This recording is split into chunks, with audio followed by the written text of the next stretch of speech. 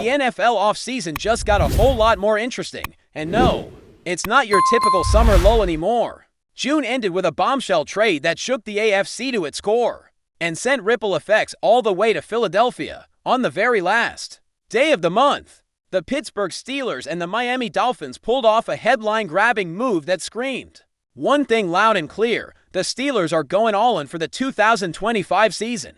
And if you're an Eagles fan, you better believe this matters. Let's start with what went down. Pittsburgh received cornerback Jalen Ramsey, a multiple-time All-Pro, with a reputation for being one of the most physically dominant and outspoken defenders in the league. Along with him came tight end Jonnu Smith, who's coming off a Pro Bowl season and arguably the best year of his career, as a cherry on top.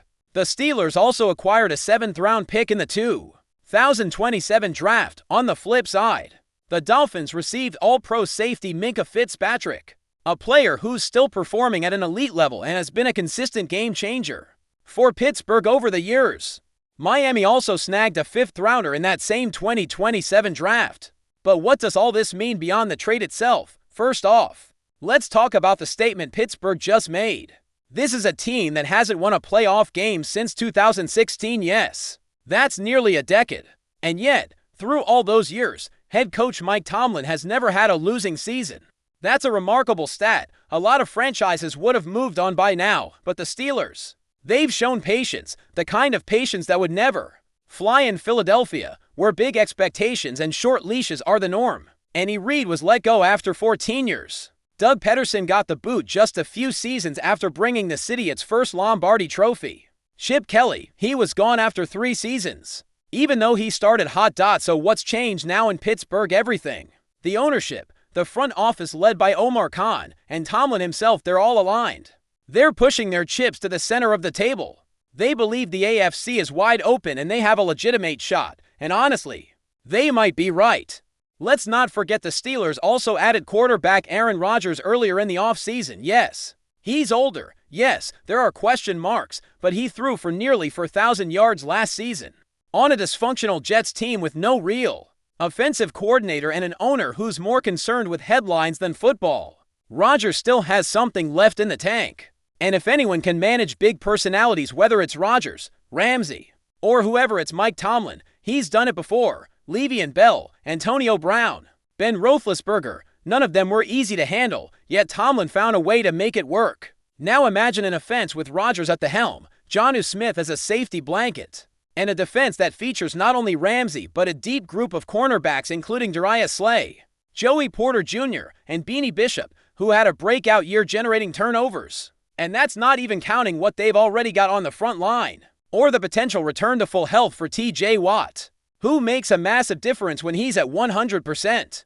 This is a Steelers team built to contend now. Not in 2 years, not in 5, right now. And while this deal is huge for both Pittsburgh and Miami, it also raises major questions for the Eagles and how they plan to navigate the rest of their offseason. Philadelphia was rumored at one point to be a potential landing spot for Jalen Ramsey, but honestly, that never really felt realistic. Ramsey and Vic Fangio didn't exactly get along when Fangio was the defensive coordinator in Miami.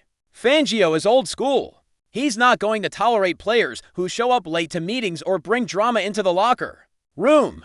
Ramsey, as talented as he is, doesn't exactly have the cleanest track record in that department. So the Eagles passed. They didn't go after Ramsey. They didn't chase Jaire Alexander either, another top corner who was possibly available. Instead, they doubled down on their current group.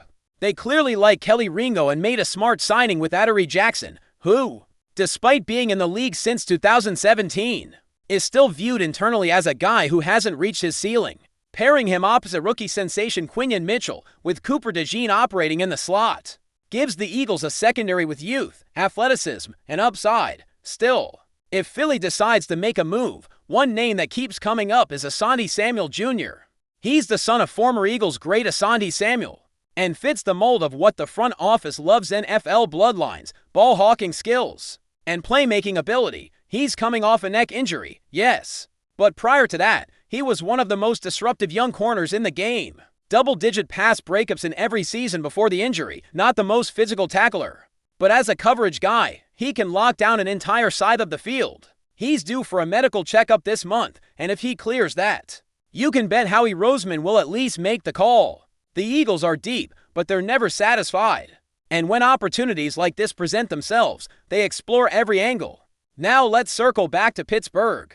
While acquiring Ramsey and Jonnu Smith is aggressive, there's still a debate to be had. Was trading away Minkah Fitzpatrick the right move? He's younger, he's been a turnover machine. He's a leader, and he's been a 5-time All-Pro since arriving in Pittsburgh. Ramsey, meanwhile, is 30 now, still good, but no longer at his peak. There's speculation that the Steelers might consider transitioning him to safety. At this stage in his career, he's physical, loves blitzing, can cover the slot, and is excellent against the run. Maybe that's the plan. Their depth at corner certainly allows it.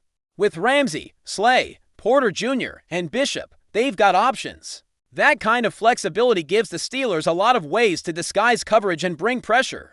And let's not forget when TJ Watt was healthy, that defense was elite. Once he went down, the unit faltered, and so did the team. Russell Wilson, who started strong, couldn't hold it together down the stretch. They collapsed late in the year and got embarrassed in the playoffs by Baltimore. This offseason has been about correcting that. It's about building a roster that can withstand injuries and play deep into January. And make no mistake, the Steelers believe they can win double-digit games and make a serious run. As for Miami, they gain some financial breathing room by offloading Ramsey and Smith. They save over $10 million. If Fitzpatrick doesn't work out, they're not locked in long-term. His deal has a built-in exit after the upcoming season. But if he returns to his Pro Bowl form in South Beach, this could be a massive win for them. It's a bit ironic, actually. They drafted Fitzpatrick, then they traded him to Pittsburgh early in his career. Now, years later, they bring him back wiser, more experienced, and still a high-impact player. The problem with Miami is that nobody knows what to expect. They're wildly inconsistent. They can't win in cold weather. Tua Tagovailoa is winless in sub-45-degree games. Mike McDaniel, their head coach, is winless in games played in sub-40-degree conditions. And when they face elite teams, they usually fold. If Tua stays healthy, they're competitive. But they're not elite. They could sneak into the playoffs or implode completely and leave McDaniel out of a job. By season's end, it's one of those teams that you just can't figure out. So yes, the trade makes them better on paper, but will it matter when December rolls round and the games start getting colder?